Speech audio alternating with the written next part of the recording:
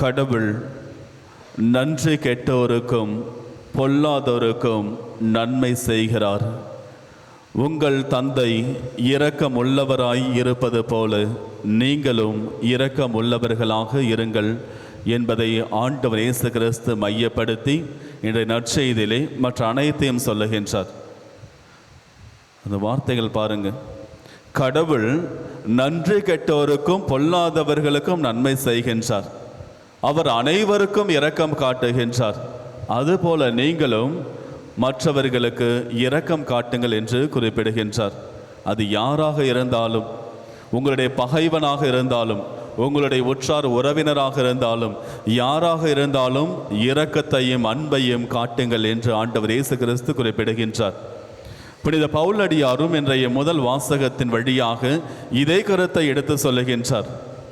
நீங்கள் அன்பு, பரிவு, இரக்கம், மனத்தாழ்மை, நல்லெண்ணம், கனிவு இவற்றை நீங்கள் கொண்டிருக்க வேண்டும். அனைவரையும் அன்பு செய்ய வேண்டும், இரக்கத்தோடு வாழ வேண்டும் என்பதை புனித பவுலடியாரும் எடுத்து குறிப்பிடுகின்றார். நம்முடைய வாழ்விலே நாம் இவற்றை எல்லாம் செய்கின்ற பொழுது என்ன கிடைக்கும் என்பதையும் ஆண்டவர் இயேசு கிறிஸ்து குறிப்பிடுகின்றார்.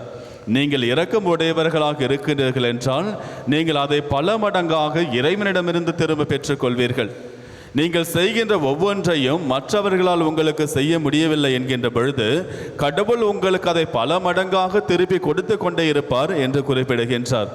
நாம் செய்கின்ற எந்த ஒரு இரக்கமுள்ள செயலாகவும் கனிவான செயலாகவும் நல்ல செயலாகவும் இருந்தாலும் அவை அனைத்திற்கும் நாம் இறைவனிடமிருந்து பல மடங்காக கைமாறு பெறுவோம் என்பது முற்றிலும் உண்மையானது. ஒன்றும் வீண் போகாது என்பதும் முற்றிலும் உண்மையானது. யோசுவா புத்தகம் பழைய ஏற்பாட்டிலே 2வது அதிகாரத்திலே நாம் வாசிக்கின்றோம். யோசுவா தன்னுடைய ஒற்றர்கள் 2 பேரை அழைத்து எரிகோ நகரை உளவு பார்க்க வேண்டும் என்பதற்காக அனுப்புகிறார். இந்த இருவரும் எரிகோ நகருக்கு செல்லுகிறார்கள். அங்கே உளவு பார்க்கிறார்கள். இவர்கள் உளவு பார்க்கின்ற செய்தியானது எரிகோ நகரில் இருக்கின்ற மன்னனுக்கு தெரிய வருகின்றது. உடனே எரிகோ நகரில் இருக்கின்ற அந்த மன்னன் தன்னுடைய படை வீரர்களை அனுப்பி, ஆள்களை அனுப்பி அந்த ஒற்றர்கள் யார் என்பதை கண்டுபிடித்து அவர்களை இழுத்து வருமாறு அவனை அனுப்புகிறான். அந்த அவருடைய ஆள்களும் மன்னனுடைய ஆள்களும் இந்த ஒற்றர்களை தேடி செல்கின்றார்கள். இந்த ஒற்றர்கள் அப்பொழுது இயேசுவால் அனுப்பப்பட்டவர்கள் ராகாபு என்கின்ற பெண்ணிடத்திலே செல்கிறார்கள். அங்கு சென்றவுடனேயே அந்த பெண்ணுக்கு தெரிய வருகின்றது இவர்கள் யூதர்கள் என்று. அதே நேரத்தில் எரிகோ மன்னன் ஆள்களை அனுப்பியிருக்கிறான் இவர்களை கைது செய்து கொண்டு வர வேண்டும் என்பதையும் அவள் அறிகின்றார். உடனே ராகாபு என்ன செய்கின்றார்? இந்த 2 ஒற்றர்களையும் தன்னுடைய வீட்டினுடைய மாடியிலே அவர்களை அங்கே மறைய வைக்கின்றார், அங்கே ஒளித்து வைக்கின்றார்.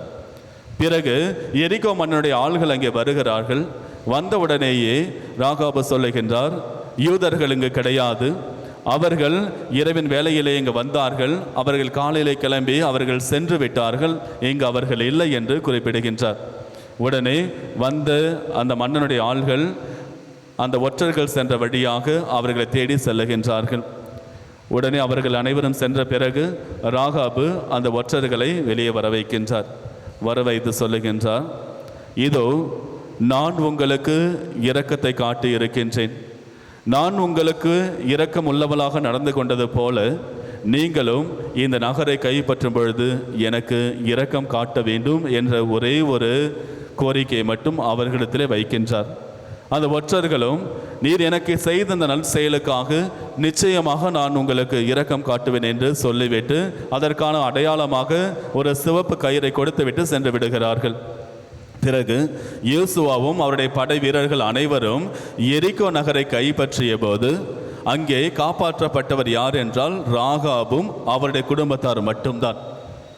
இந்த பெண்மணி செய்த ஒரே ஒரு இரக்க செயலால் அவருடைய குடும்பம் முழுவதும் காப்பாற்றப்படுகின்றது. அவர்கள் சொல்லுகிறார்கள், நான் உன்னையும் உன்னுடைய தந்தை தாய் உன்னுடைய குடும்பத்தார் அனைவருக்கும் நாங்கள் இரக்கம் காட்டுகிறோம், அவர்களை காப்பாற்றுகிறோம். நாங்கள் இன்று எரிகோ நகரை கைப்பற்றுகின்றோம், அன்று உங்கள் அனைவருக்கும் எதுவும் நேராது என்று சொல்லுகிறார். அதே போன்று அந்த குடும்பம் முழுவதையும் அவர்கள் காப்பாற்றுகிறார்கள். இது மனிதர்கள் அவர்களுக்கு காட்டிய இரக்க செயல். கடவுள் அவருக்கு காட்டிய இரக்க செயல் மிக மிக மிக பெரியது. ஏனெனில் ராகாபு ஆண்டவர் இயேசுவினுடைய மூதாதையர் பட்டியலில் இடம்பெறுகின்றார். அவர் யூதரே கிடையாது, அவர் ஒரு கனானிய பெண். ஒரு கனானிய பெண்ணாக இருந்து ஒரு புறவினத்தராக இருக்கின்ற ஒரு விலை மாதராக இருந்த ராகாபு ஆண்டவர் இயேசுவினுடைய மூதாதையர் பட்டியலிலே இடம்பெற வைக்கின்றார் கடவுள்.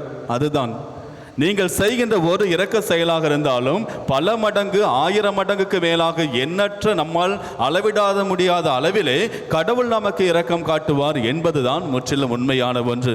இயேசுவில் பிரியமான சகோதர சகோதரிகளை, ஆண்டவர் இயேசு கிறிஸ்து சொல்லுகின்றார் மத்தேயு நற்செய்தி 5வது அதிகாரம் 7வது வசனத்திலே, இரக்கமுடையோர் பேறு பெற்றோர், ஏனெனில் அவர்கள் இரக்கம் பெறுவார்கள். நாம் இரக்கமுள்ளவர்களாக இருக்கின்றோம் என்றால் இறைவனிடமிருந்து நாம் இரக்கத்தை பெறுவோம்.